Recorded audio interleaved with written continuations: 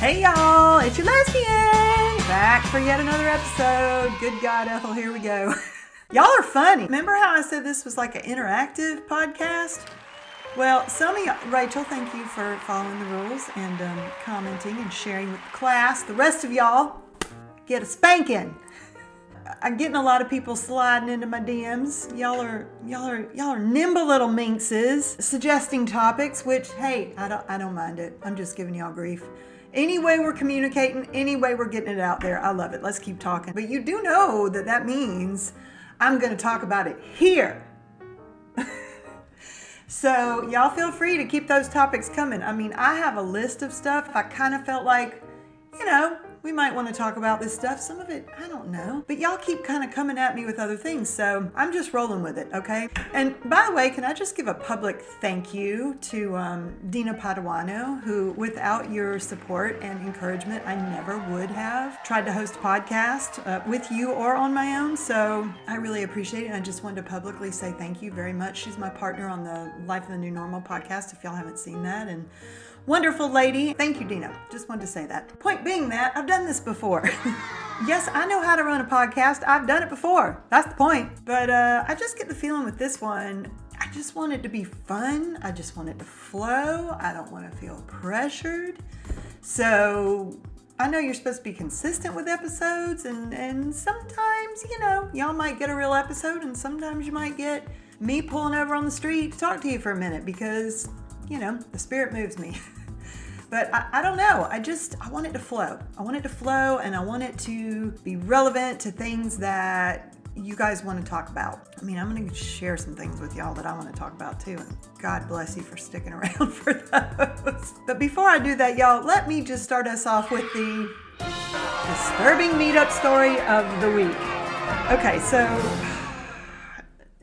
look at. So, what happened was, this is the kind of shit that you just can't make this stuff up, y'all. So I went to a meetup here in London a couple weeks ago. I go to a lot of meetups here because they're fantastic. I've told y'all this.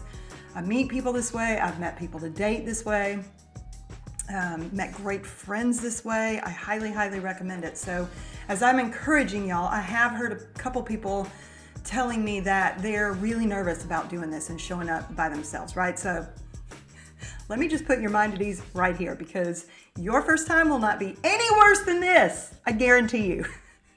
So there was a movie screening here for the film Amy, about Amy Winehouse, right? We all love Amy Winehouse. What a treasure. What a fucking voice and songwriting talent that was just gone too soon. Drugs and alcohol, and y'all know what happened. So I show up, and there's 20-ish lesbians that I've never met before.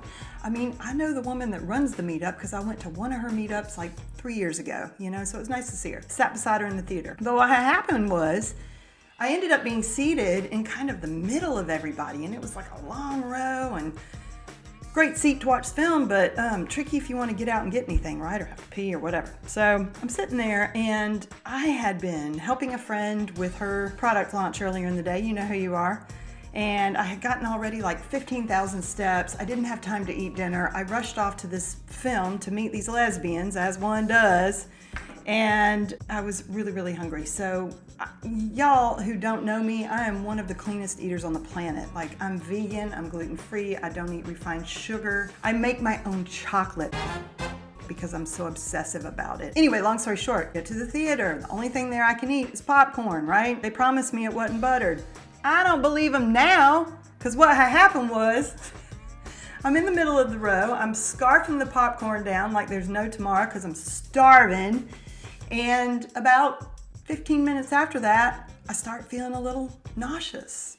And I'm thinking, all right, well, I hadn't had movie theater popcorn in years, so this is gonna pass, right?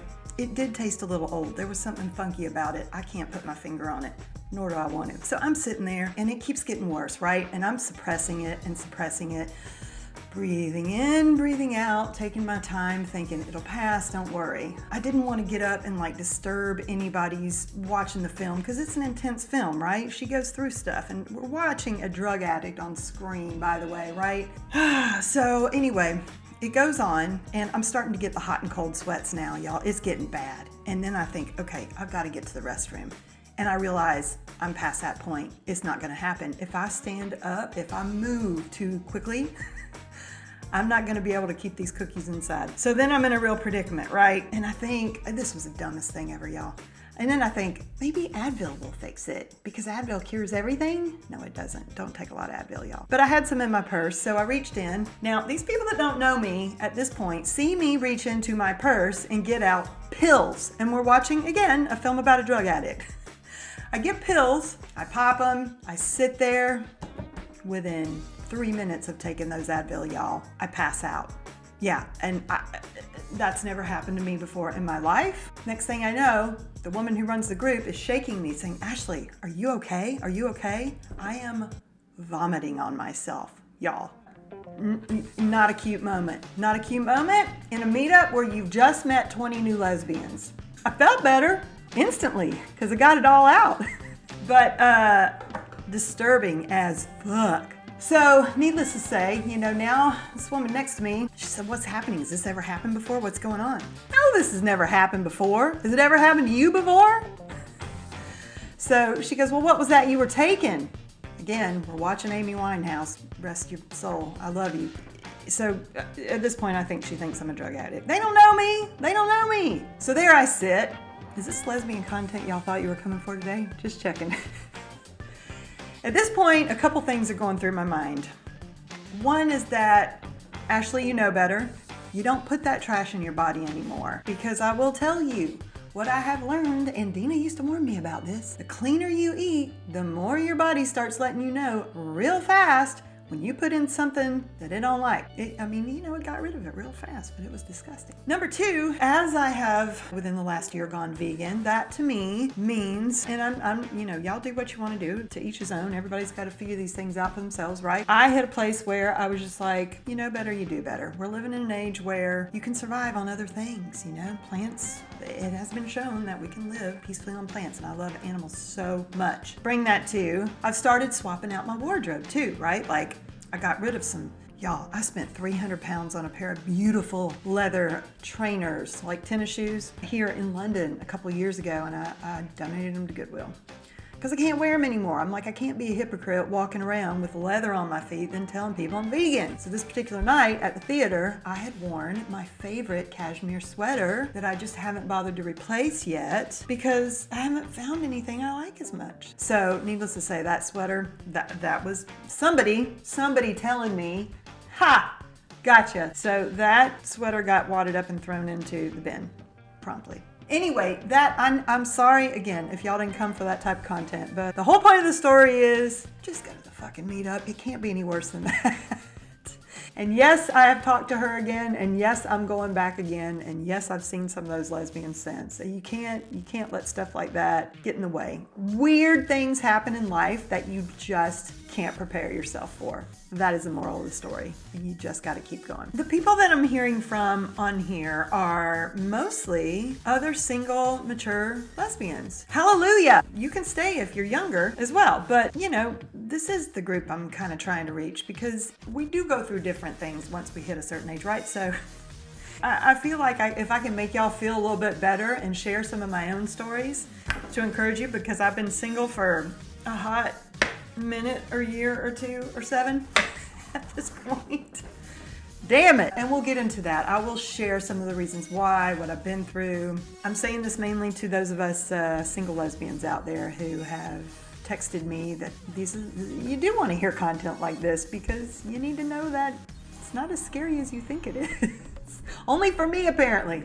Moving on. So let me just tell y'all, I'm Ashley. Hi, it's nice to have you here. And I basically started this podcast because I wanted to connect with lesbians, mature lesbians in particular, who are trying to do life a little bit differently now, right? Like I find that in our 20s and our 30s, even in listen, I was out there till I was 45, in the bars, having a blast, drinking my face off, making out with women, going home with them, doing all the things, right, that I should have reined in my 20s. But listen, there were certain things that just took me a long time to learn. Am I going to beat myself up about that? No, because what's the point in that? I live, I learn. So here I am. I'm healthier. I'm taking good care of my body. I go to the gym. To me, a good night now is like it's going to be staying inside, probably making a beautiful meal with somebody. Yeah, and I don't drink anymore. Did I mention that part too? I know. Y'all just think I'm a blast. I throw up on myself and I don't drink.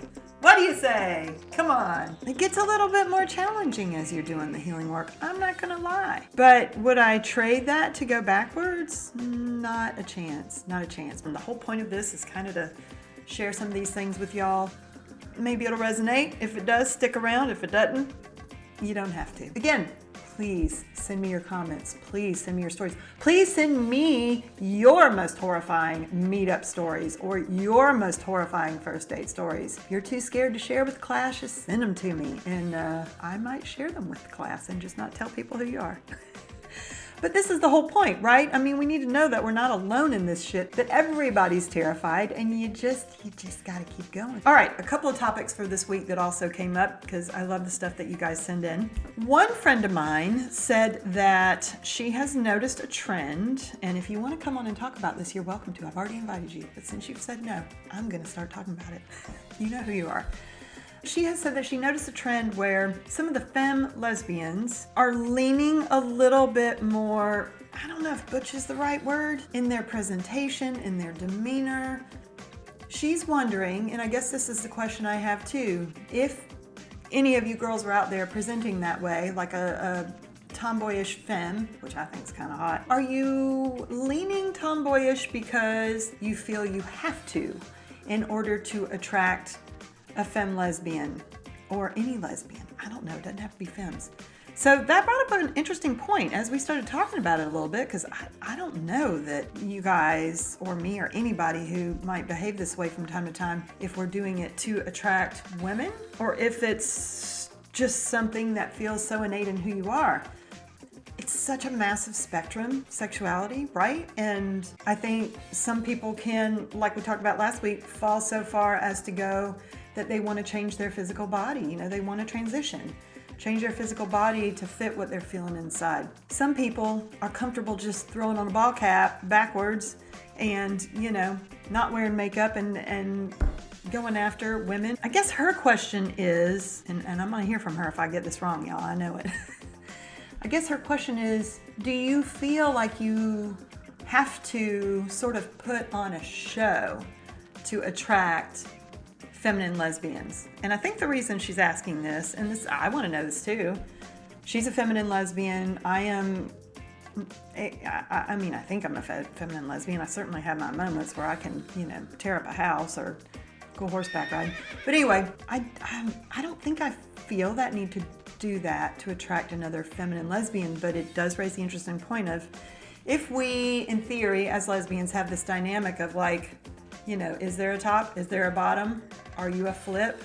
Do you do both? You know what I'm saying? And without going into detail about that too much, how does that affect how we carry ourselves?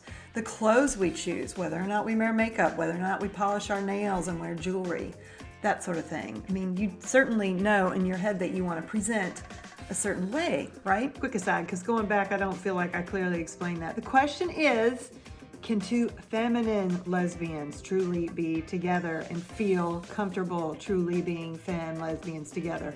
Or does one have to present more mask? So, I don't know. I'm trying to wrap my brain around that.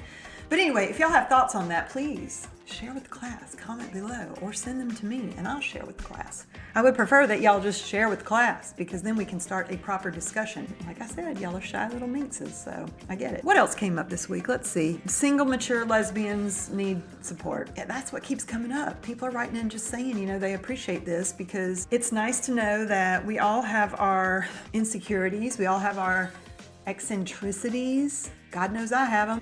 We're all scared to get out there and start meeting people again, but here we sit and we got to do it. So I'm going to continue on with my rants. If y'all want to show up, keep showing up. Send me your comments, your suggestions, your topics, whatever you want to hear about. I'm going to do my best to keep this on a regular schedule, but like I said, I may be out and about in the world and see something cool and just want to share it with y'all or want to talk all of a sudden, and that may be that may be what I can do for that week. I'm working this in and around other stuff. So I would also love to share with y'all, because I'm a big fan of it, some beautiful vegan spots in London. I went to a lunch yesterday that was just fantastic. So fun. And London just has such great spots, but I'm only here for a minute. So I'll do the best I can, and maybe I can hop around to some other places too. But y'all let me know if any of that's appealing to you, because I'm just showing what I want to see and talking about what I want to talk about until y'all tell me otherwise. Anyway, I love you guys. I so appreciate you being here, and let's connect. Thank you. Take care. Have a wonderful week. I'll see you next time. Bye, y'all.